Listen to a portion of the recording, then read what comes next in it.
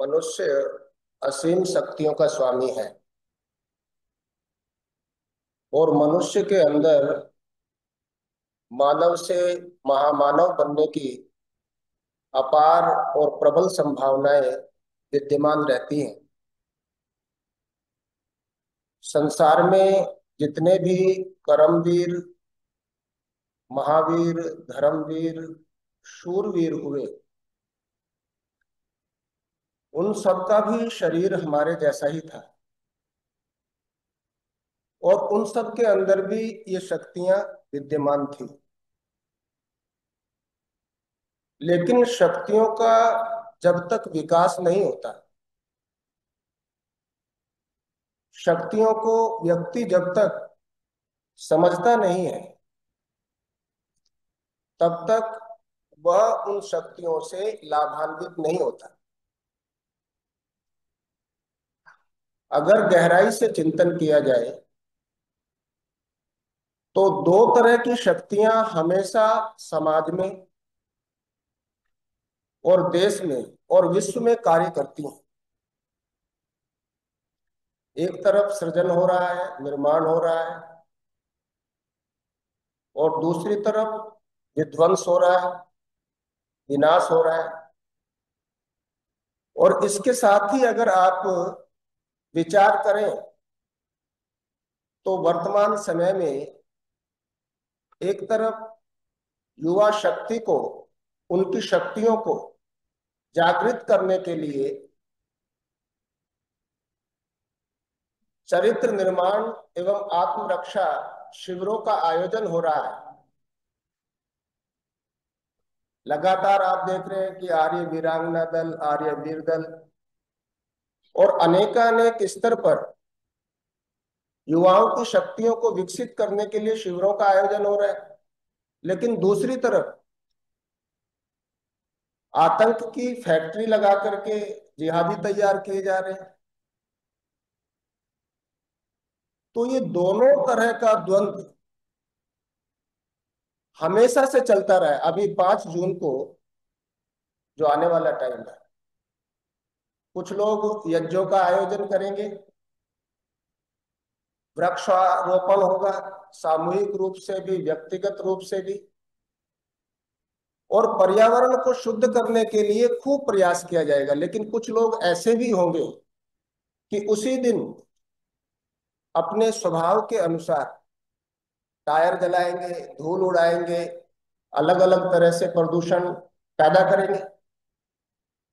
तो कहने का मतलब ये है कि दो तरह की स्थितियां हमेशा से, नकारात्मक भी और सकारात्मक भी, दोनों तरह की शक्तियां हमेशा से काम करती है।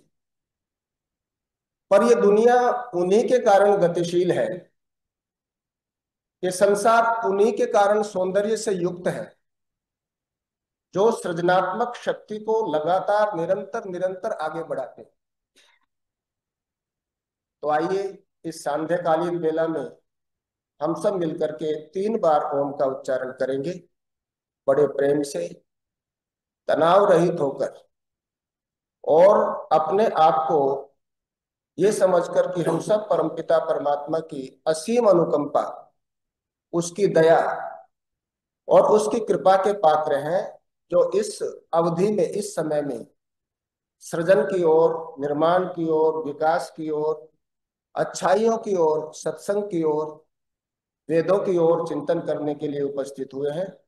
तो परमात्मा से उनकी प्रति कृतज्ञता और आभार व्यक्त करते हुए बड़े प्रेम से 3 बार ओम का उच्चारण करें। ओ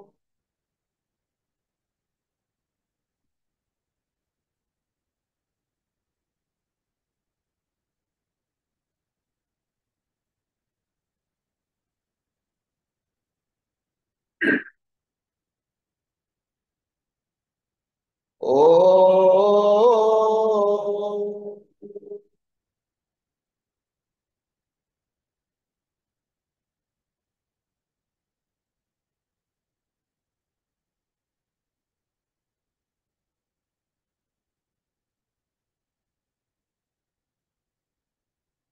ओ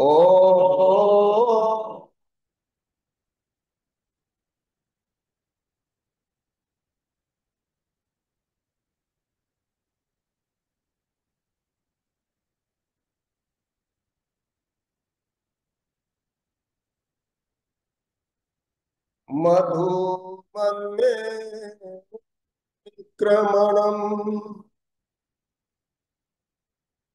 मधुमन्ये परायणम् वाचं वदतु मधुमदा भूयासं मधुसंदृशा मधोरश्मि मधुतरा मधुद्यान मधुमतरा जायापत्ये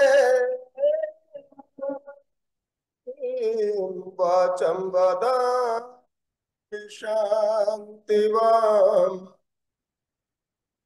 वाचं वदामि शान्तिवान् अंतर्यामी नाथ तुम जीवन के आधार जीवन के आधार जो तुम छोड़ो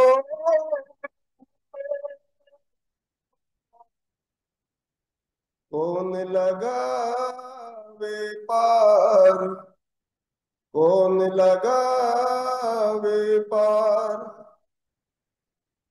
सदा सदा के साथी मेरे तेरी जय जयकार करूं हर पल सिमरूं नाम तिहारा तेरा ही गुणगान करूं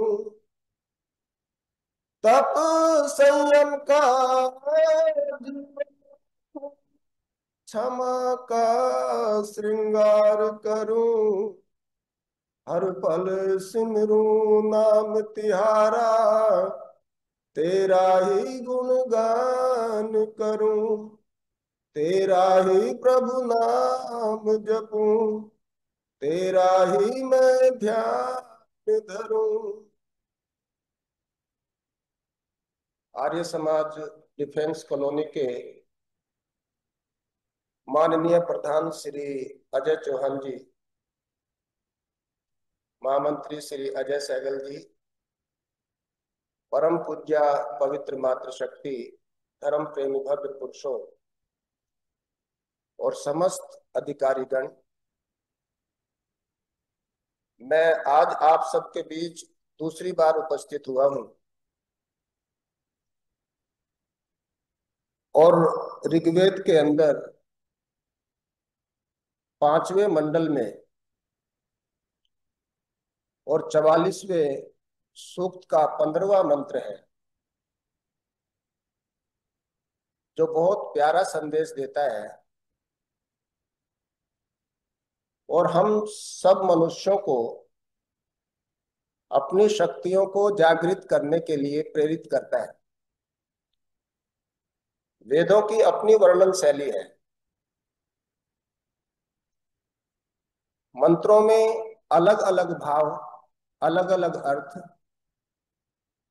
और अलग अलग तरीके से मनुष्य मात्र को सुदिशा प्रदान करने के लिए परमपिता परमात्मा ने एक बुकलेट के रूप में हमें प्रदान किया कि कैसे हम अपने आप को आगे बढ़ाएं, कैसे हम ऊंचा उठाएं, किस तरह से हम उन्नति, प्रगति और सफलता प्राप्त कर सकते हैं। तो मंत्र है यो जागार तमृचा कामयन्ते अग्निर्जागार तमु समानीयन्ति। उसका भावार्थ है कि जो व्यक्ति जागृत है वही व्यक्ति गतिशील है और जो व्यक्ति गतिशील है वही व्यक्ति उन्नति, प्रगति और सफलता प्राप्त करेगा। वही संसार में नित नए नए जो कीर्तिमान स्थापित करते हैं वह शक्ति उनके अंदर ही होगी। या उससे आगे कहा कि वही व्यक्ति परमपिता परमात्मा की उपासना का फल भी प्राप्त करेगा और उसी व्यक्ति को परमपिता परमात्मा की मित्रता का लाभ भी प्राप्त होगा। किसको प्राप्त होगा? जो जागा हुआ है, जो जागृत है। और कहीं ना कहीं हमारे जो पूर्वज, जो कवि हृदय हुए, जिन्होंने अलग अलग तरह के भजन बनाए, एक बड़ा प्राचीन भजन है, कहीं ना कहीं इसी मंत्र की प्रेरणा होगी, जो सब जानते हैं। उठ जाग मुसाफिर भोर भई, अब रैन कहाँ जो सोवत है। जो सोवत है सो खोवत है, जो जागत है तो पावत है। टुक नींद से अखियां खोल जरा, प्रभु जागत है तू सोवत है। ये प्रीत करन की रीत नहीं, प्रभु जागत है तू सोवत है। तो ये जो भजन की पंक्तियां हैं, कहीं ना कहीं इसी मंत्र का संदेश है, उपदेश है, आदेश है। और एक वाक्य यहां पर जो जागने की बात कही गई, तो उस नींद से जागने वाली बात नहीं कही गई जो हम रात को सो के सुबह को जागते हैं। वो तो नींद सबको लेनी चाहिए, स्वास्थ्य के लिए जरूरी है, 6 घंटे की, 7 घंटे की। यहां तो जागरण की जो बात हो रही है, वो अंदर से जागने की बात हो रही है। और एक वाक्य में अगर कहा जाए तो जीवन का अर्थ ही जागृति है। और जागने का जो यहां पर मतलब है, वो मतलब है कि व्यक्ति ये विचार करे, एकांत में शांत होकर के अपने स्थान पर ये सोचे कि मेरे जीवन का उद्देश्य क्या है, मैं किस लिए यहां पर आया था, और मैं कहां तक पहुंचा हूं। यानी मैं अपने जीवन के उद्देश्य की प्राप्ति के लिए यात्रा मैंने कितनी की है, मैं क्या कर सकता हूं, मेरे अंदर कितनी संभावनाएं हैं, मैं कितना आगे बढ़ सकता हूं, कितना ऊंचा उठ सकता हूं। कहीं मैं वो मृग मरीचिका तो नहीं जो रेगिस्तान में भूल भुलैया में खो गई हूं, कहीं मैं बिन मल्लाह की नाव तो नहीं हूं जो प्रवाह के साथ बहती जा रही है, बहती जा रही है। अधिकांशतया आज के समय में ज्यादातर लोग बिन मल्लाह की नाव की तरह से बहे जा रहे हैं, बहे जा रहे हैं, बहे जा रहे हैं। कहाँ जा रहे हैं ये पता नहीं। और उनकी नाव का चप्पू भी एक हाथ से चलता है, एक ही चप्पू चलता है। और जब वो नाव कहीं भंवर में घिरती है, क्योंकि एक चप्पू चलेगा तो जरूर गिरेगी, गोल गोल घूमेगी ना, आगे तो बढ़ नहीं पाएगी। और जब भंवर में घिरती है नाव, तब व्यक्ति कहता है मैं क्या करूं, मेरी तो किस्मत ही ऐसी है, मेरा तो भाग्य ऐसा है, मुझे तो सलाह देने वाले भी ऐसे ही थे, मेरे तो रिश्तेदार भी ऐसे ही हैं, अब मैं कुछ नहीं कर सकता। ये जो अभागापन है, वो इसलिए है, इसलिए लोग दुखों के गीत गाते हैं। और इसीलिए लोग अपने आप को निराश, उदास, हताश, चिंतित और भयभीत स्थिति में पाते हैं, जो अपने स्वरूप को नहीं समझते, जो अपनी शक्तियों को नहीं समझते। एक भजन की पंक्तियां हैं कि तेरी मुट्ठियों में बंद तूफान रे। शायद पूज्य रामनाथ सहगल जी ये पंक्तियां बोलते थे कि ये मनुष्य तू बड़ा महान है, मनुष्य तू बड़ा महान है, तेरी मुट्ठियों में बंद तूफान है। तू अपने स्वरूप को पहचान, अपने आप को जागृत कर। जो जान लेता है वही आगे बढ़ पाता है, जब तक अपने स्वरूप से रूबरू नहीं होगा। एक किसी कवि ने कहा है कि जिंदगी भर यही किया, खुद से ही अनजान रह गया, खुद को नहीं समझ पाया। जैसे एक शेर का बच्चा था, और वो शेर का बच्चा भेड़ बकरियों के झुंड में कहीं खो गया, और शावक था, छोटा था, तो उन्हीं का अनुकरण करने लगा। मनुष्य के अंदर सबसे बड़ी जो समस्या है या सबसे बड़ी जो विशेषता है, स्वभावता, मनुष्य अनुकरण करता है। छोटा बच्चा अगर आप देखोगे तो सबसे पहले अनुकरण किसका करता है? माँ का करता है। और माँ का अनुकरण ऐसे करता है हूबहू कि माँ अगर बिंदी लगा लेती है तो बच्चा भी बिंदी लगा लेता है, कई बार मांग भी भर लेता है। और उसके बाद दूसरा जो अनुकरण करता है वो किसका? पिता का करता है। अगर पिता डॉक्टर है तो बच्चा भी अपने कानों में आला लगाएगा, बुखार चेक करेगा, उस तरह से उसी तरह का नाटक करता है। और उसके बाद अगर किसी का अनुकरण करता है व्यक्ति, तो तीसरा अनुकरण करता है टीचर का। और टीचर का अनुकरण इतना जबरदस्त करता है, कई बार पेरेंट्स मीटिंग में जाकर के लोग कहते हैं कि बच्चा हमारा कहना तो मानता नहीं। टीचर से कहता है कि आप ही इनको कहो कि ये दूध पिए, ये खाएं, वो करें। और उसके बाद जो आगे बढ़ता है फिर कॉलेज में जाके दोस्तों का अनुकरण करता है। और आज के टाइम में अगर इस पर चिंतन किया जाए तो बच्चे किस तरह का व्यवहार कर रहे हैं, किस तरह का अनुकरण कर रहे हैं? कान में बाली, हाथ में कंगन, और यहाँ पे भी छोटा सा, और क्या क्या बस मांग भरनी बाकी रही है और सब कुछ कर चुके हैं।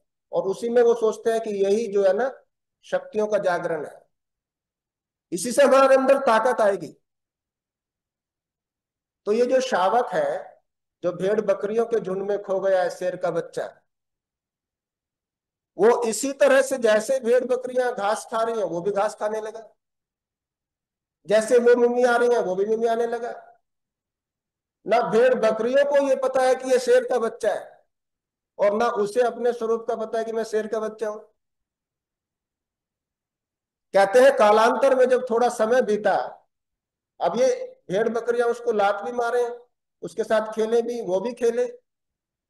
एक दिन नदी किनारे पानी पी रहा है, और पानी पीते हुए उसने उसमें अपनी छवि देखी, और कहीं शेर की गर्जना जो थी वो आवाज उसके कानों में गूंजी। और जैसे ही कानों में गूंजी वातावरण बना। देखो जिंदगी में बहुत सारी छोटी छोटी चीजें, बहुत बड़े बड़े धड़ाधड़ मंत्रों का पाठ करते जाए और बहुत सारी बातें होती जाए, कुछ समझ ना आए तो कोई लाभ नहीं है। वातावरण का बहुत फर्क पड़ता है। आपने यहाँ पे सत्संग का आयोजन करते हैं तो वातावरण बनाते हैं ना। वातावरण अगर बन गया, सत्संग का हो, शिक्षा का हो, या फिर किसी भी निर्माण का हो, तो फिर बहुत ज्यादा प्रयास करने की जरूरत नहीं पड़ती। और वातावरण बनने का मतलब क्या है कि जैसे आप देखो ना कि जो गेहूं की अभी फसल कटी है कुछ दिन पहले, और गेहूं के दानों को अगर कोई व्यक्ति एक डिब्बी में बंद करके रख दे और सालों तक रखे रहे, वो डस्ट में कन्वर्ट हो जाएंगे लेकिन उनके अंदर अंकुरण तो नहीं होगा। और जब उनको बोने का मौसम आता है, बुआई का मौसम आता है, उस समय अगर वो कहीं पर भी नाली में, नाली के किनारे पर, छत के ऊपर जहां थोड़ा सा मिट्टी पानी खाद मिल जाए, तो कोई उगाने वाला नहीं, वहीं पे अंकुरित हो जाते हैं। ऐसे ही हमारे अंदर शक्तियां सोई हुई हैं, बस वातावरण बनने की जरूरत है। एक राजा बिंदुसार हुए, उनके महल में, और महल के सामने एक बहुत बड़ा सरोवर था। और वो सरोवर इसलिए बना रखा था कि उनका एक बहुत विजय दिलाने वाला हाथी था। उस हाथी के लिए केवल वो सरोवर नहाने और पानी पीने के लिए था। एक बार किसी कारण से वो हाथी उसमें धंस गया, दलदली जमीन में। और जैसे वो धंसा तो बहुत कोशिश की निकालने की, अब निकले नहीं। राजा का आदेश था कि इसको खरोंच भी नहीं आनी चाहिए, चाहे खर्चा कितना भी हो, इसको निकालो। अब बड़े बड़े जो मंत्री थे वो इकट्ठे हुए, सलाहकार, उन्होंने कहा ऐसे नहीं, ऐसे करो, ऐसे नहीं, ऐसे करो। जब सारे नाकाम हो गए तो एक पुराना मंत्री था जो बहुत गुणी भी था, अनुभवी था। तो उसने कहा कि मैं इसको निकालने का प्रयास कर सकता हूं। तो राजा ने क्या करो, बोले तरीका यही है कि यहाँ पर ये हाथी युद्ध में जाता था, राजा इसके ऊपर सवार होता था, तो आप ऐसा करो कि युद्ध का जो वातावरण था, रणभेरिया बजती थी, उधर मार्च पास्ट होता था, उधर राजा सेना को संबोधित करता था, और वीरता धीरता के गीत गाए जाते थे, रानियां तिलक करती थी, और ढोल धमाका, सारा सारा कुछ ऐसा ही करो। और कहते हैं कि बाहर चारों तरफ उसी तरह का वातावरण हुआ, रणभेरी बजी, डंके बजे, और सब काम हुआ, तो वो हाथी हिलने लगा। उसको लगा युद्ध में जाना है। और कहते हैं कि जब थोड़ा समय हुआ और सही वातावरण बना तो हाथी उठ के खड़ा हुआ, और जैसे उठ के खड़ा हुआ तो फिर वो निकल गया बाहर। तो कहने का मतलब ये है कि बहुत बड़ी बड़ी मुसीबतों से पार पाने के लिए भी वातावरण बहुत बड़ा काम करता है। अब जैसे ही इस शावक को, इस शेर को वातावरण मिला, उधर से शेर की गर्जना सुनी, और इधर से इसको वो आभास हुआ, और इसने भी अपनी जो दहाड़ थी, इसने भी दहाड़ा, और जैसे ही ये दहाड़ा तो वो जो भेड़ बकरियां थी वो सब भागी। उन्होंने सोचा तो शेर है। तो कहने का मतलब यह है कि हम सब मनुष्यों के भीतर महामानव बनने की, धर्मवीर, कर्मवीर, शूरवीर, महावीर, जितने भी वीरता की संज्ञाएं होती हैं, वो सब ताकत है। लेकिन जरूरत है वातावरण निर्मित करने की, और वातावरण बाहर का नहीं। केवल बाहर का वातावरण आपके अंदर वाले वातावरण को प्रभावित बहुत अच्छे से नहीं करता। अगर किसी के अंदर का वातावरण ठीक ना हो, उसको फूलों के बीच में बिठा दो,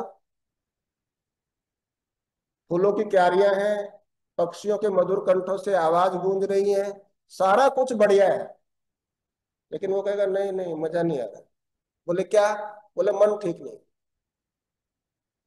और अगर अंदर वाला वातावरण ठीक है तो आदमी रेगिस्तान में बैठ के भी अच्छी कल्पना कर सकता है।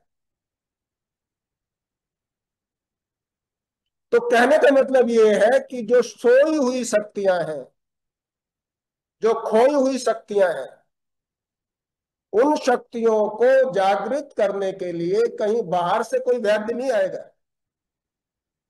मनुष्य को परमपिता परमात्मा ने कुछ ऐसा अनोखा बनाया है कि ये व्यक्ति, ये मनुष्य अपने आप में पूर्ण है। बहुत सारी चीजें हैं। मन ही, मन की अगर बात की जाए, क्योंकि मन, सबसे पहले मन की बात कर लेते हैं। मन बहुत शक्तिशाली चीज है। कहते हैं ना, मन के जीते जीत है और मन के हारे हार, और मन चंगा तो कटौती में गंगा। बहुत बड़े बड़े काम उन व्यक्तियों ने किए जो शरीर से बहुत लंबे तगड़े नहीं थे। किस कारण? मनोबल के कारण। इसलिए तो कहते हैं कि चाहे कैसी भी स्थिति हो, हार जाओ, लेकिन मन से मत हारना, मनोबल को कमजोर मत होने देना। इस तरह की बात मत करना कि अब तो कुछ हो ही नहीं सकता जी, अब तो खत्म ही होगी सारी कहानी, अब तो करे भी क्या, शरीर भी साथ नहीं देता, ये भी नहीं होता, वो भी नहीं होता। अरे जैसा है वैसा है। इसलिए मनोबल को हमेशा मजबूत रखना चाहिए। और मन, मन को अगर आप देखें तो मन का कारक कौन है? मन का कारक है चंद्रमा। चंद्रमा, मनसा चंद्रमा जाए थे। जैसे चंद्रमा घटता बढ़ता है ना, ऐसे ही मन भी घटता बढ़ता है। कभी कभी आप बहुत दबाव में, बहुत तनाव में, बहुत उदास से, हताश से, अपने आप ही अंदर से ही, और कभी कभी इतना उत्साह भर जाता है। और संसार में अगर कोई व्यक्ति राजा है तो मन के कारण, और अगर कोई भिखारी है तो मन के कारण, अगर कोई साधु है तो मन के कारण, और अगर कोई असाधु है तो मन के कारण। और मन का अपने आप में बहुत बड़ा विज्ञान है। आप देखते हो ना, जब पूर्णमासी होती है और चंद्रमा अपने पूर्ण कलाओं से युक्त होता है, उस टाइम ही समुद्र में ज्वार भाटा आता है। और हमारे मन की जो झील है, उसको आप ऐसे समझिए कि जैसे झील शांत है, बिल्कुल शांत है, स्थिर है, तभी कोई उसमें कंकर फेंके तो तरंगे आएंगी। अब तरंगे फिर शांत हुई, फिर दूसरे ने फिर फेंक दी, फिर शांत हुई, फिर किसी ने फेंक दी। तो ऐसे ही मन को हिलाने वाले लोग तो रहेंगे,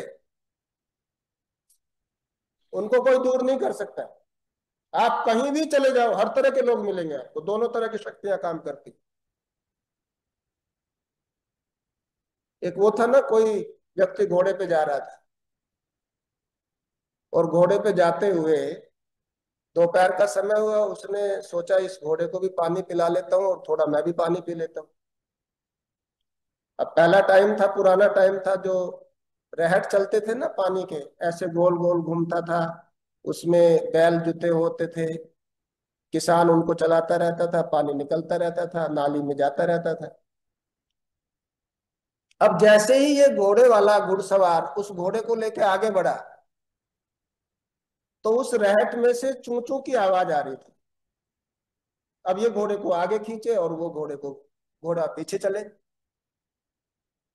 तो उसने किसान से कहा कि भाई किसान भाई, एक काम कर। बोले क्या? बोले चू चू की जो आवाज आती है ना, इसको बंद कर। बोले क्या करना है? बोले घोड़े को पानी पिलाना है।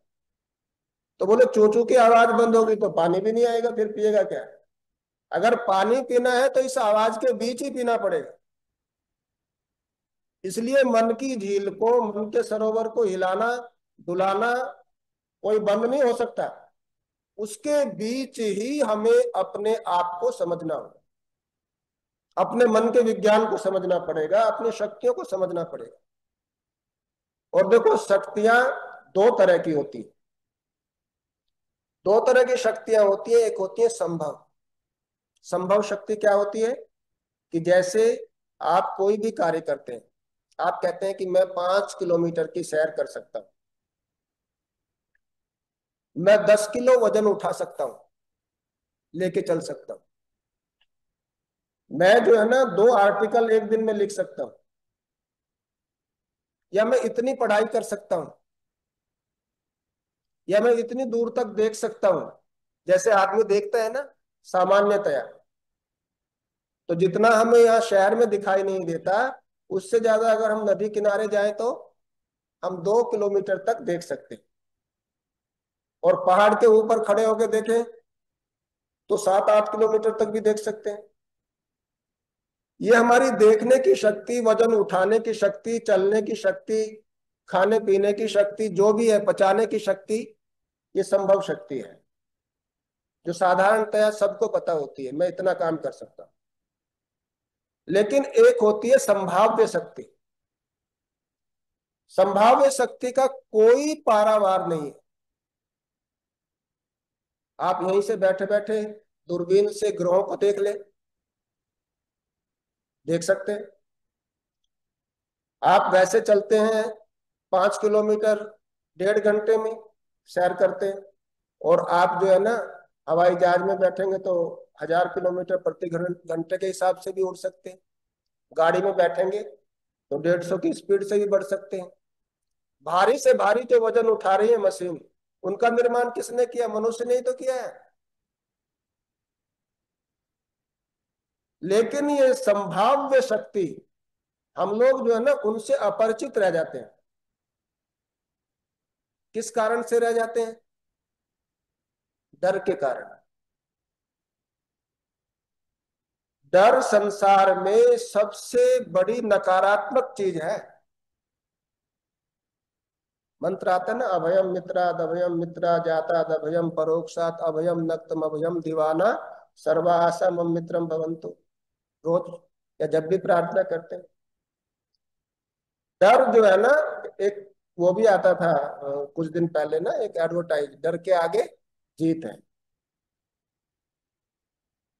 डर सबसे नकारात्मक चीज है, और ज्यादा से ज्यादा डर बिना मतलब के होते हैं।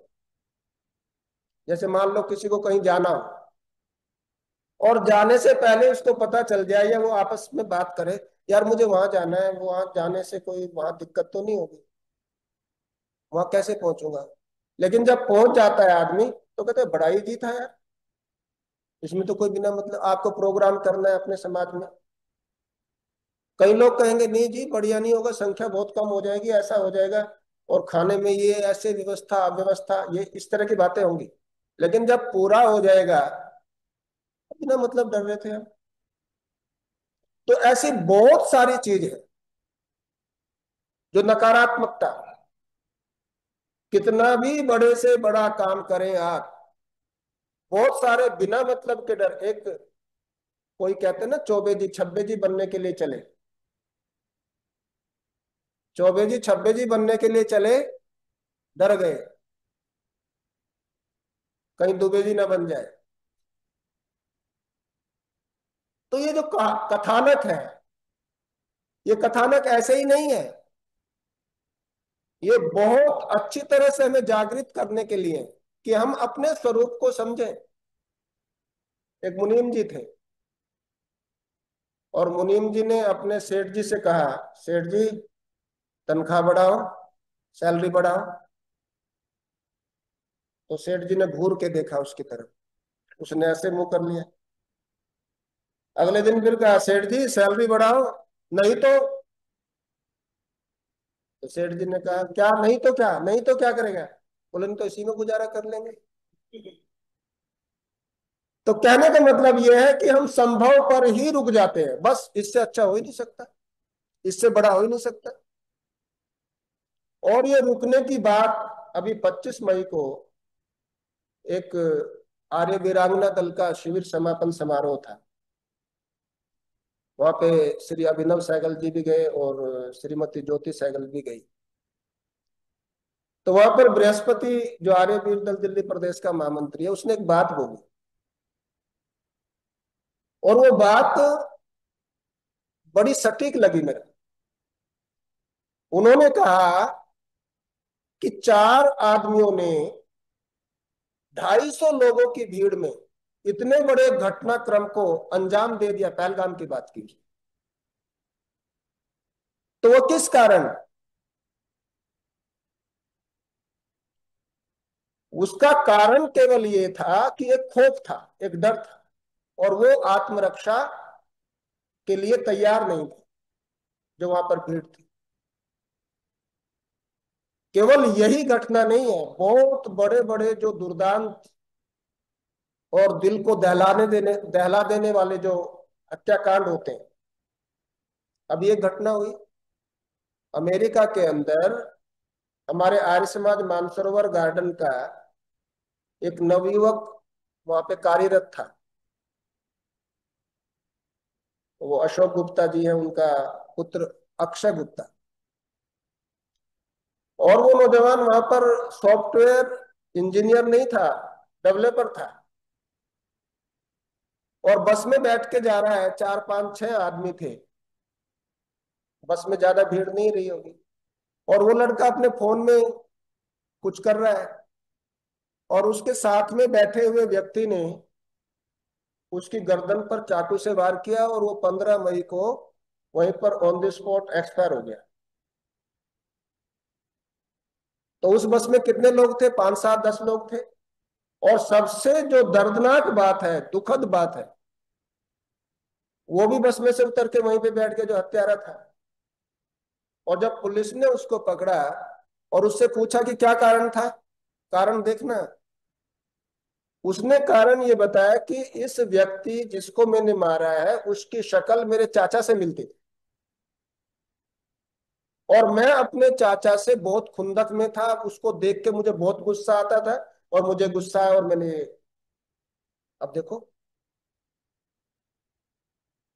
तो कहने का मतलब ये है कि व्यक्ति इतने तनाव में है, इतने दबाव में है, और दूसरे के प्रभाव में है, कि वो अपने स्वभाव से अपरिचित होता जा रहा है कि मैं क्या हूं। मुझे कहाँ जाना चाहिए। हम लोग हमेशा प्रतिदिन शक्ति की उपासना करते हैं, परमपिता परमात्मा से हम शक्तियों के लिए याचना करते हैं, लेकिन समस्या सबसे बड़ी यही है कि हम उस चीज को समझते नहीं है, करते जाते क्या कर रहे हैं पता नहीं। जो आप मंत्र बोल रहे हैं, तेजोसी तेजोमय देहि, वीर्यमसि वीर्यमय देहि, बलमसि बलमय देहि, ओजोसी ओजोमय देहि, मन्युरसि मन्युर्मय देहि, सहोसी सहोमय देहि, ये क्या है। लेकिन जब तक भावना बने आप आचमन कर रहे हैं, आचमन करते हुए आप कह रहे हैं अमृतोपस्त्रण मसि स्वाहा, अमृत जमा में उपस्त्रण। हम प्रार्थना कर रहे हैं भगवान हमारा बिछोना, हमारा घर हमें अमृत देने वाला हो, सुख देने वाला हो। अमृता अपिदान मसि स्वाहा, अपिदान कहते हैं ओढ़ने को। आपकी कृपा का हाथ वरदस्त हमारे सिर के ऊपर, परिवार के ऊपर हमेशा बना रहे। और तीसरे मंत्र में क्या करे, सत्यम जसः श्रीर्मयी श्री श्रैतम स्वाहा, कि भगवान सत्य देना। सत्य देना मतलब सद्बुद्धि देना, यश देना मतलब बल देना, और श्री मतलब धन देना। तीनों शक्तियां ही तो है। बुद्धि अगर मनुष्य की बिगड़ जाए तो फिर उसको क्या करते हैं, जंजीरों में बांधते हैं।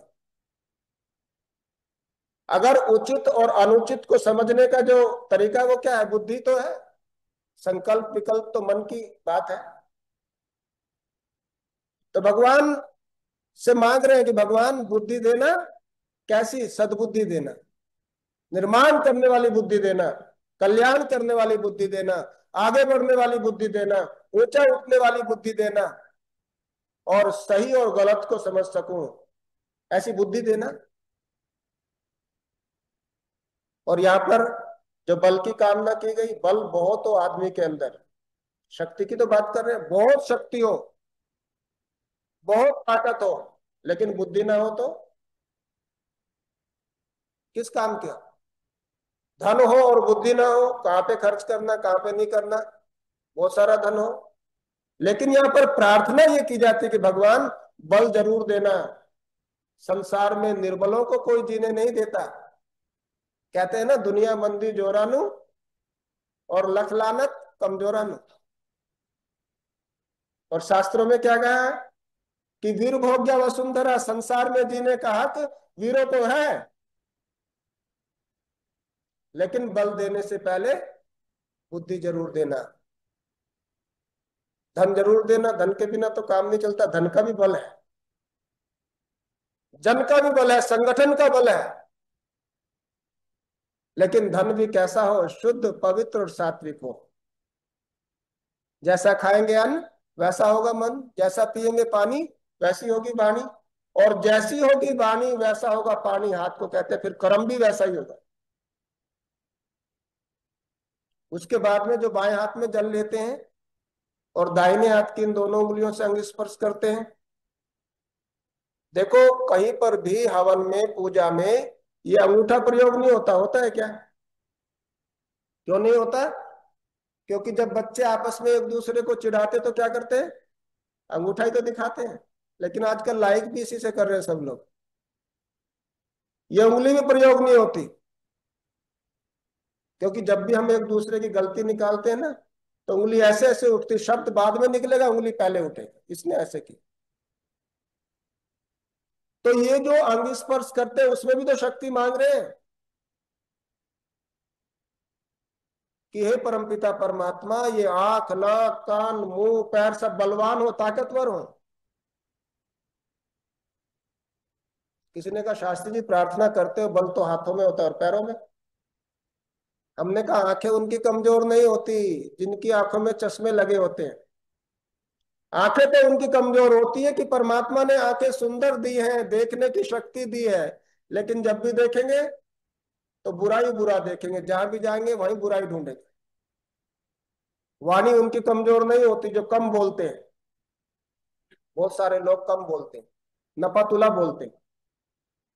वाणी तो उनकी कमजोर होती कि परमात्मा ने वाणी मीठी दी है, लेकिन जब भी बोलेंगे तो कड़वाई बोलेंगे, रिश्तों में जहर घोलेंगे। इसलिए यहाँ पर प्रार्थना की जाती है कि भगवान मेरे हाथ उठे। हाथ जो है ना शरीर में, युवा क्या है, ये हाथ ही तो है। आपके सर पर कोई प्रहार करे तो हाथ ही तो रोकेगा, और कोई भी दिक्कत हो तो हाथ ही तो काम करेगा। हाथ युवा है। तो परमात्मा हाथ उठे तो अच्छे कामों के लिए उठे, पैर जाए तो अच्छे रास्तों की ओर जाए।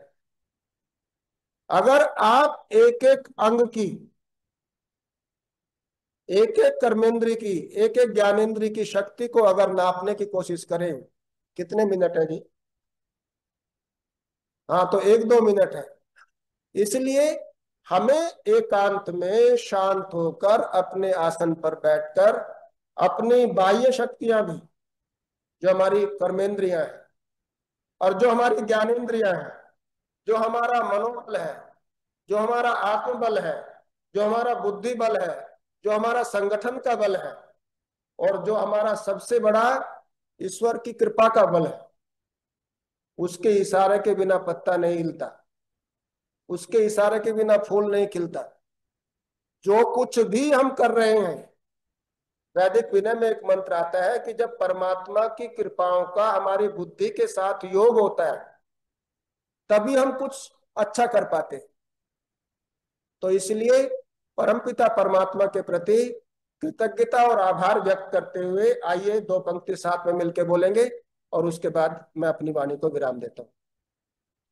भला करो भगवान सबका भला करो, भला करो भगवान सबका भला करो, भला करो, भला करो, भला करो, भला करो, भला करो भगवान सबका भला करो, दाता दया निधान सबका भला करो, तुम ही हो माता पिता हमारे, ये जग चलता तेरे सहारे, तुम ही हो माता पिता हमारे, ये जग चलता तेरे सहारे, हम तेरी संतान सबका भला करो, भला करो भगवान सबका भला करो, दाता दया निधान सबका भला करो। ओम शांति शांति।